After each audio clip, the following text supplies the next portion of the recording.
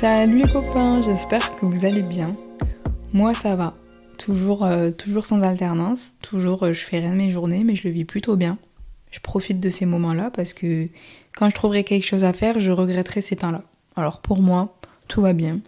Aujourd'hui je suis allée courir. Je sais pas si vous vous rendez compte, genre, moi et le fait de courir, c'est des opposés qui sont censés jamais se rencontrer, genre c'est pas possible. Mais je suis allée courir. Ce n'est pas de mon initiative, pas du tout. On me l'a proposé, j'y suis allée. Après, est-ce que j'ai couru tout le long ? Non plus. Je n'ai pas couru tout le long, mais le plus important, c'est que j'y sois allée et que j'ai pu faire un peu de sport. Parlons bien. Aujourd'hui, j'ai décidé de parler du rapport qu'on pouvait avoir avec notre corps, de ce que j'ai pu expérimenter ou non, et de ce que je vois aussi autour de moi.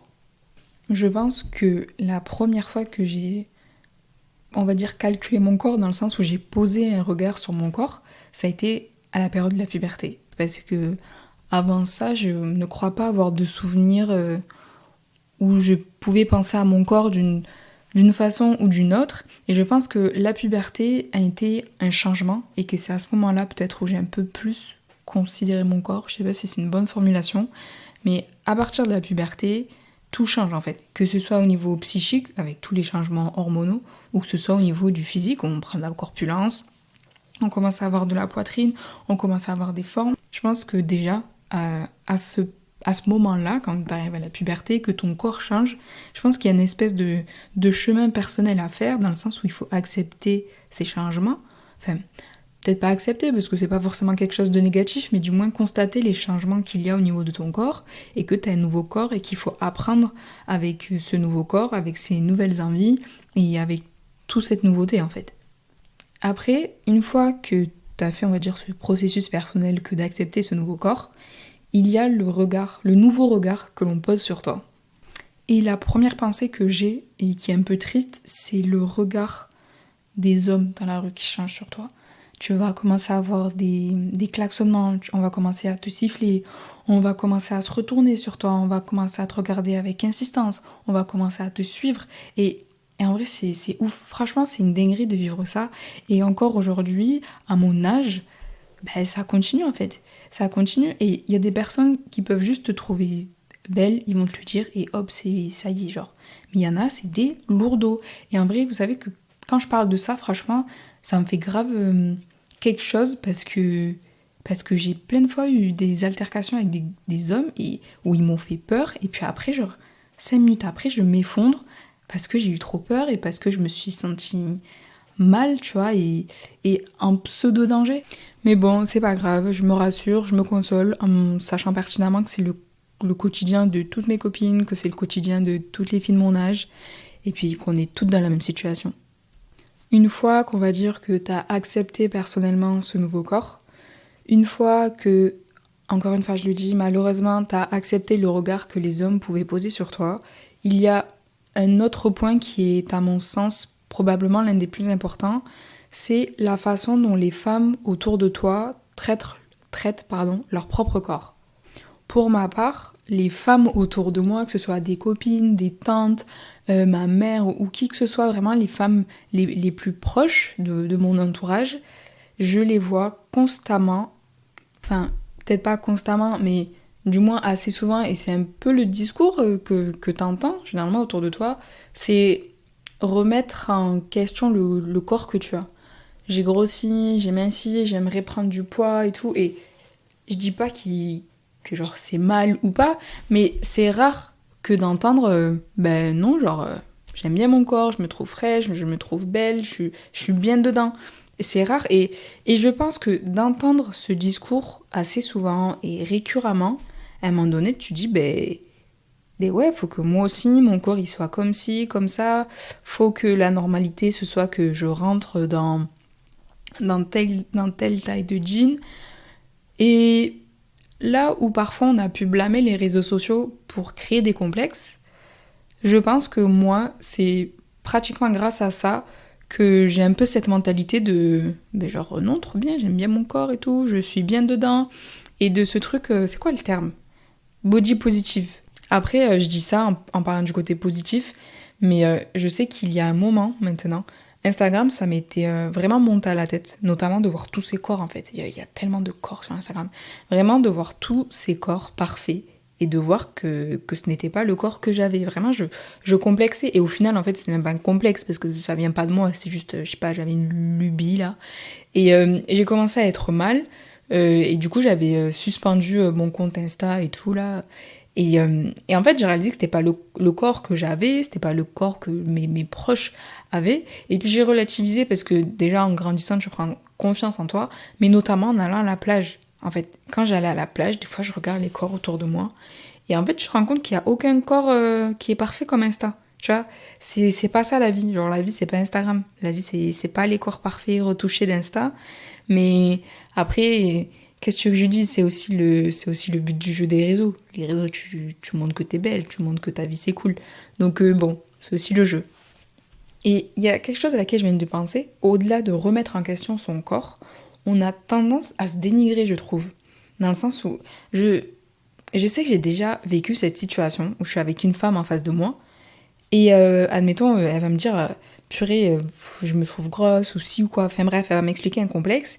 Et moi, genre, je vais dire mais non, mais tu rigoles ou quoi, ma belle? Mais t'es superbe! Non, mais moi, t'as vu là, et puis là, et puis là. Tu vois ce que je veux dire? Mais pourquoi on fait ça? Je sais pas si c'est un réflexe ou si c'est une façon maladroite que de redonner confiance à la personne qu'on a en face de nous. Mais on pourrait très bien leur donner confiance sans se dénigrer nous, quoi. Parce qu'en vrai, on est bien. On est bien dans notre corps. Aussi, il y a quelque chose un peu qui interfère, on va dire, dans l'identité de ton corps. Est-ce que je peux dire ça? Bon, on va dire que tout ça, là, le fait de s'accepter, de s'aimer ou pas, on va dire que c'est le processus identitaire de ton corps. Comme ça, je vais dire ça, vous comprenez, on se comprend. Donc, je pense que ce qui interfère un peu dans l'identité de ton corps, c'est notamment les standards de beauté qu'on peut avoir dans les différents pays. Et pour le coup, la France. La France, bon, avoir une petite poitrine, avoir un peu les cuisses pas trop grosses. Avoir les cuisses en fait qui se touchent pas, ce serait pas mal. Être assez grande, pas tassée et tout, on va dire que c'est un peu les standards ici. Du moins, il faut pas être trop grosse. Voilà. Mais la façon dont toi, tu ne te sens pas bien parce que, je sais pas, tu fais un 40, t'as de grosses cuisses, t'as un petit bidou. Je viens de me décrire. Mais dans d'autres pays, ces morphologies-là, ils sont ravis. Vous savez à quoi je pense? Du côté de mon père. Par exemple, voilà, exactement, c'est un très bon exemple que j'ai à vous dire, à vous partager. Dans ma famille paternelle, on vient du Congo. Et là-bas, on peut dire que les standards de beauté, ce n'est pas du tout les mêmes qu'en France. La corpulence des femmes ne sont pas les mêmes. On va dire que là-bas, la chair, plus il y en a, plus t'es bien. Tu vois, genre, t'es bien. Admettons, je vais voir mon père ou ma tante, ils vont me dire salut, et puis l'une des premières choses qu'ils vont me dire derrière, c'est « Mais, t'as pas grossi là? Mais t'as pris un peu là ?» 2 semaines plus tard, admettons, je vais les revoir. Tu t'as affiné, hein. Tu manges bien. Va manger un peu. Va manger. Et une fois, je leur ai dit, mais on dit pas ça aux gens. Et en fait, c'est tellement normal dans la culture africaine. Genre, mon père va me dire, mais ben non, mais y a rien, juste t'as grossi. Genre, c'est juste un fait. En fait, ils vont te dire t'as grossi ou t'as maigri comme si toi tu disais, ah mais tu t'es pas coupé les cheveux. Oh mais t'as pas fait tes ongles? Oh mais t'as pas fait une couleur? Des trucs comme ça, c'est la banalité et c'est normal en fait. Et tout comme le rapport à la nourriture en Afrique n'est pas du tout le même. Je sais que moi, j'arrive chez ma tante, il est 15h, j'ai mangé un gros poulet, un bon gros truc bien gras. Ben, elle va me dire, tiens mange, tu veux que je te fasse ça? Mange. Je sais que du côté de ma mère, c'est pas pareil. Ma mère, elle me voit manger un truc comme ça à 15-16h, elle va me dire, mais tu fais quoi là? Tu manges n'importe comment, t'as une alimentation déséquilibrée. Et tout ça, des fois, je sais pas où donner de la tête. Mais tout ça, le rapport au corps, le rapport à la nourriture, ça interfère de ouf dans l'identité que toi, tu te fais à ton corps. Là, j'ai vraiment une question qui est premier degré. Est-ce que les hommes ont des complexes? Je n'ai jamais entendu un homme autour de moi me dire qu'il était complexé. Franchement, je me pose, j'y réfléchis, mais non. Ah si, une personne, un garçon, mais c'est tout. C'est très peu. Alors, est-ce que c'est une question, je sais pas, d'ego ou de fierté? Je n'en sais rien. Je veux pas commencer à parler à la place des hommes, Mais c'est vrai que jamais j'ai entendu un mec me dire je suis complexée par ci, par ça, ou pas très à l'aise avec telle ou telle partie de mon corps. Vraiment. Après, aussi, dans la société, on est beaucoup plus laxiste concernant l'apparence des hommes que celle des femmes. Ça, je pense que c'est un fait. Par exemple, très souvent, on voit des hommes d'un certain âge qui ont un beau gros bidou et tout là, mais jamais ils sont vraiment pointés du doigt. Contrairement à une femme, si demain elle avait ce ventre, sans qu'elle soit enceinte, je pense qu'on lui ferait bien remarquer. Mais du coup, est-ce que ce n'est pas pour ça que les hommes auraient moins cette culture du complexe, en fait? Parce que si finalement on montre pas du doigt quand ils sont dans tel état ou dans tel état, pourquoi est-ce qu'ils devraient commencer à se questionner et à se dire je me sens mal par rapport à mon apparence? Il n'y a pas de raison. Là où nous, les femmes, on est vachement pointées du doigt, ou facilement on nous fait des réflexions alors qu'elles n'ont pas lieu d'être, je pense que ça peut y jouer. Après avoir vérifié mes notes, il me semble que c'est une fin d'épisode. Toutes les idées que j'avais mises à l'écrit, pour être sûre de ne rien oublier, sont dans cet épisode. Je sais pas trop comment le conclure et ce qui est le plus important à retenir ou pas, mais je dirais que on doit être à l'aise avec notre corps et dans ce qu'on veut faire avec. Tant que vous, ça vous va, tout va bien. Si vous avez besoin de vous re-questionner vis-à-vis de votre corps, faites-le, mais je pense pas qu'il faut que ce soit le résultat de remarques extérieures. Il faut que ça vous concerne vous et seulement vous. Et puis si vous n'avez pas de complexe, que vous vous sentez belle et bien, encore mieux, criez-le sur tous les toits. En espérant que cet épisode vous aura plu, on se retrouve la semaine prochaine. Et puis d'ici là, n'hésitez pas à passer sur le Insta du podcast, commenter, liker, partager, ça fait toujours plaisir. On dirait que je fais la propagande pour un nouveau son là. C'est pas grave. Allez, bisous et plein de bonnes choses à vous.